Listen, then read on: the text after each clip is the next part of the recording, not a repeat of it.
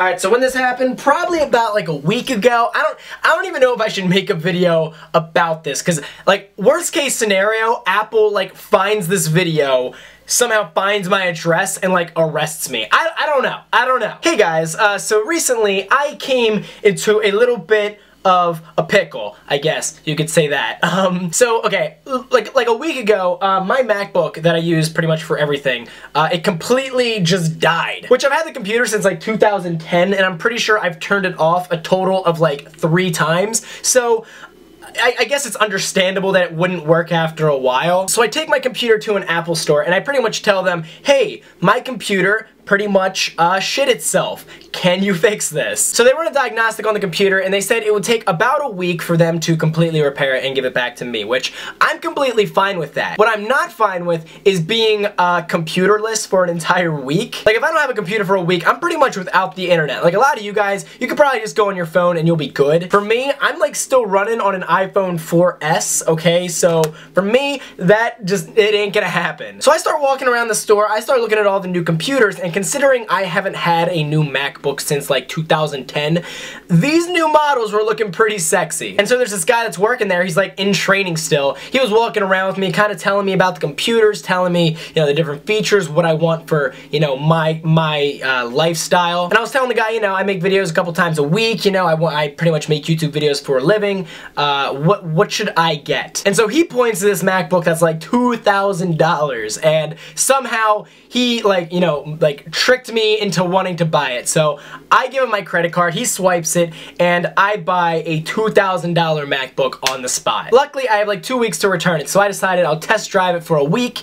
When they call me up and give me back my MacBook, that if I don't want this one, I can just return it, no big deal. So a week goes by, Apple calls me up, they let me know, hey, I'm ready to pick up my computer whenever I want. The computer I was using for that week, it was nice, but I didn't want to keep it. I wanted to, you know, just give it back. So I pack everything up nice and neat, basically have it just the way that I bought it. I bring it into the Apple store, they give me back my MacBook, and I say, hey, I also want to return this MacBook that you guys, that I bought from you guys last week. So they go, yeah, no problem. All you have to do is give us the credit card that you bought it on, and we will reimburse the money that you spent on that same credit card. And I go, cool. Here's the credit card I used. So he takes my credit card, goes to the back, does magic or whatever the hell they do in the back of an Apple store. Comes back like 10 minutes later though, and he says, this wasn't the credit card that I bought the computer on. Which was confusing because I only used like 1 credit card, so that didn't make sense. So he gives me like the last 4 digits of the credit card that was actually used. So I'm looking at these 4 digits, I'm like, I have no credit card that ends in those 4 digits. So I'm sitting here talking to this guy for an hour trying to figure out like what the hell is going on. Because they're telling me I bought a computer on a credit card that I don't have, which makes no sense. And then I think back to the first day when I bought the MacBook, and the guy who rung me up, it was basically his first day ever on the job. So I put 2 and 2 together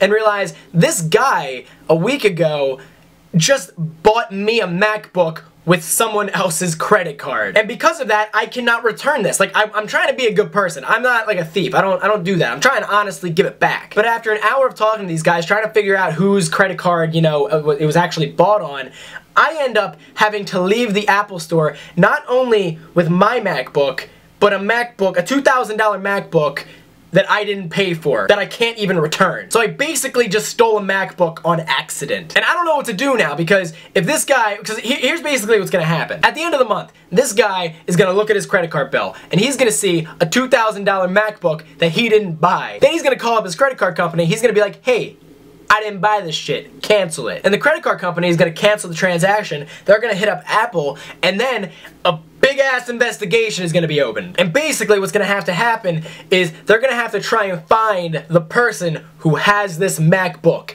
which is me. And here's the thing, if it was bought on his credit card, they don't have my name like in the records, I don't think. So I don't know what's gonna happen. Like, these guys have to basically remember my face and remember my name, which I don't even think I told them my name. So I basically have a free MacBook, and I don't know what to do with it now. So guys, what do you think is gonna happen? Do you think I'm gonna get to keep the MacBook, or do you think Apple's gonna figure it out and they're gonna make me return it one way or another? Leave your answers in the comment section down below. And also guys, I hope you liked this video. If you did, give it a thumbs up down below. But anyways guys, that is really all I've got to say on it, unless I get like arrested by Apple. Let's hope not. That's really all I've got to say on it. So thanks for watching, and I will see you guys next Monday.